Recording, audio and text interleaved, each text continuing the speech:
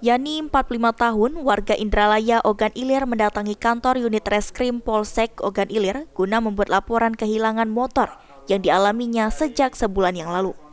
Menurut Yani, motor yang hilang tersebut dilarikan oleh seorang tetangganya yang baru saja pindah beberapa hari di dekat rumahnya. Berawal saat pelaku meminjam sepeda motor milik korban untuk membeli nasi di warung depan jalan. Untuk meyakinkan korban, pelaku sengaja mengajak anak korban untuk membeli nasi tersebut. Namun setelah berada di tengah jalan, anak korban malah diturunkan pelaku di tengah jalan. Pelaku selanjutnya membawa kabur motor korban. Atas kejadian ini, korban Yani mengalami kerugian jutaan rupiah. Jadi dengan nyewa rumah itu, dia istilahnya berjanji dengan tuan rumah besok dilunasi. Ya.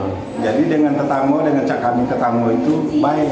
Dia ngomong, karena ini suasana maghrib, sudah maghrib, dia ngomong, Pak, pinjam motor kayak gitu. Aku tak rewani sama anak kamu, nak beli nasi. Dia pakaian baju kaos putih, pakai sarung, pinjamnya tetangga. Ya percayalah kita Pak. Nah pas dia pinjam motor, anak kita suruhnya beli nasi di rumah makan pas itu. Dia nak minjam motornya aku nak beli pakai. Sampai baik hari tak balik. Ahmad Romawi, PAL TV.